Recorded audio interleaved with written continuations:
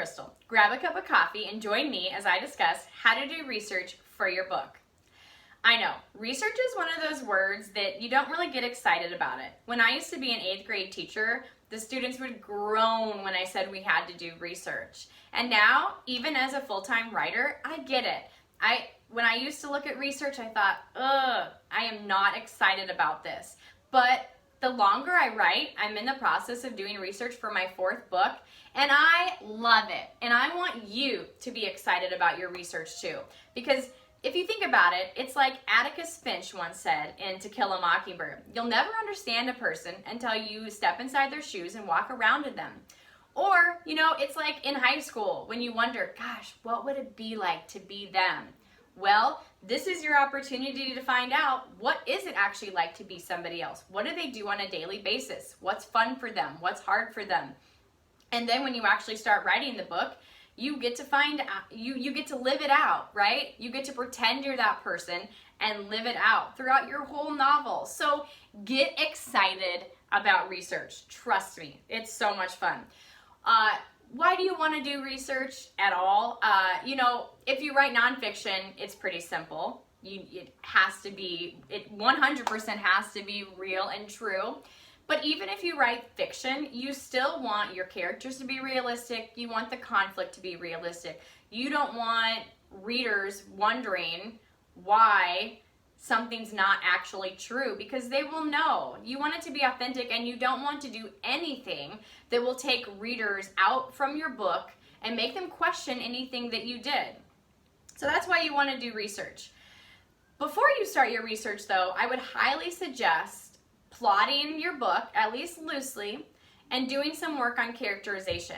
This way you can figure out what are some topics you need to do for research, and you're not wasting your time. And what I mean by that is, when you're plotting a book or when you're writing your characters, things may change. So like I said, I'm in the process of plotting my 4th book, Stained Heart, and Caleb is the hero of the book.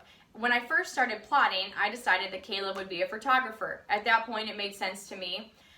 It made certain things occur in the book as far as forcing the hero and heroine to be together. But as I started plotting, I figured out other ways to force the hero and heroine to be together and start falling in love. And so I decided to make him a construction worker instead. It would have been a complete waste of my time to research what it's like to be a photographer when I decided to change him and make Caleb a construction worker. See what I mean about that? So you need to figure out your topics. What topics do you need to research? So for instance, here's some good starting points. I would say your setting. All right, what's the town like? What's the city like? What's around it? What's the weather like? Some generic things to as a topic there. You also need to figure out the careers that your characters have, and then your main conflict or your main plot, and then a subplot. So loosely figure these things out first. Come up with 5 to 10 topics that you need to do research on. So my topics, for instance, in Stained Heart are a flood in a small town, because I have a flood come in and destroy this small town, and they need to decide what to do about it. Do they need to rebuild the town or relocate? I need to figure out being a construction worker. Caleb was also in the Air Force, so I need to do research on what it is like to be in the Air Force. My heroine, Grace, is the owner of a bed and breakfast. So even though my husband and I stayed at a bed and breakfast once for our anniversary, which was a fabulous experience, I still need to do research on what it's actually like to be the owner of a bed and breakfast. Grace also has a 10-year-old son named Liam, and my kids are young. I have a 1-year-old, an almost 4-year-old, and a 5-year-old. I'm not around many 10-year-olds yet, so I need to do some research on what it's like to be a 10-year-old boy. What do they typically say? Things like that. So that gets me to my next point, which is questions. Once you have your 5 to 10 topics, you need to write out questions underneath each topic. So I already gave you an idea of what I need to know about 10-year-old boys. That sounds terrible, doesn't it? But I don't know a lot about 10-year-old boys, so I need to know things about them to make them realistic. Questions to ask, like a bed and breakfast owner, would be like, what do you do on a daily basis? What's your favorite part about being a bread and breakfast owner? What's the hardest part about being a bread and breakfast owner? What's the strangest thing? Always ask someone, what's the strangest thing that's ever happened to you? Because that could totally be used in a book. You want the strange, unique things to be weaved into your plot. So don't forget about that question. Don't be scared to ask that. Once you have your questions, then you need to figure out who you'll ask. Several different places where you can do research. First of all, Google. Google is always the best place to start. You get generic answers, you at least get an idea of what you need to know. But don't stop there. I know a lot of writers, as writers, we can be introverted, but you need to reach out to real life people, okay? And it doesn't have to be in person if you don't want it to be. You can reach out on Facebook. So for instance, as far as the 10-year-old boy topic, I just put a Facebook post on my author page and on my personal page.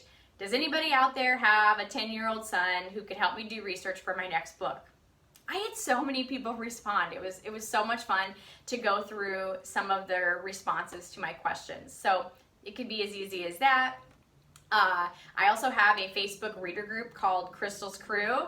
They're a group of readers who have reached out to me, told me they like my books, and so I just have a group on Facebook where I ask them for help with my research and brainstorming, and they have so much fun with it. So you could do that if you have a Facebook reader group, or if you don't, start one because they're so much fun. And then if you don't know of anybody, once again, send out a Facebook post. Does anybody know the owner of a bed and breakfast? So once you find those contacts, get those contacts, you can email them, would be a more professional way to handle it. Or you could call them. For a lot of people who are older, I would highly recommend calling them. Many of them don't have Facebook or they don't get on their email very often. Just call them, all right? It's not that hard. You need to connect with people to make your book better. Once you're done with your research, make sure that you're grateful. Of course, for the people who spent a lot of time helping you, it's easy to be grateful. Thank you. Send an email, send a text message, send a Facebook post, or send a card. People don't do that enough anymore. Send a nice card in the mail. Thank you so much for taking the time to answer my questions. My husband's cousin was in the Air Force and he was super helpful. I was so grateful. So I wrote, 3 or 4 paragraphs of a thank you to him and was very personal about my message to him because I knew how much time and effort it probably took into sharing some of those memories. And I will say that had to be the hardest research that I've ever read through. It's one thing to think about what he possibly went through when he was in the Air Force, but to actually know, oh my gosh, it was heartbreaking. I did not get through that without a dry eye. And as far as being grateful, I know there will also be people out there who will offer to help you with your research, but then they won't be very helpful. Don't tell them that, all right? Don't say, oh, you really didn't help me at all and you sucked, so thanks a lot for that. Don't do that. Don't do that. Just be nice. Thank you so much for taking the time to answer my questions. I really appreciate it. Done. Leave it there, okay? Be nice about it. The last part is come back to your plot. Hopefully some things, you've got some new ideas. And this is why I said plot loosely, research, then come back to your plot. This is where you really want to tighten your plot. Put in some of those strange those strange memories that somebody else shared. What was hard about their job? What's not hard about their job? Hopefully some of this research gave you some new ideas and you can put those into your plot. So overall, don't make research harder than it really needs to be. Enjoy it, have fun with it, get to know some new people, make some new friends, make some new connections, and also let some of these people know, hey, I might be reaching out to you again in the future as I plot more. I might have some more questions. Most of the time, people love doing this for you and they have fun with it too. So enjoy it, have fun. Thanks so much for joining me today. I hope that you learned some new things to help you conduct research for your book. Please comment below and don't forget to subscribe for new weekly content. Happy writing!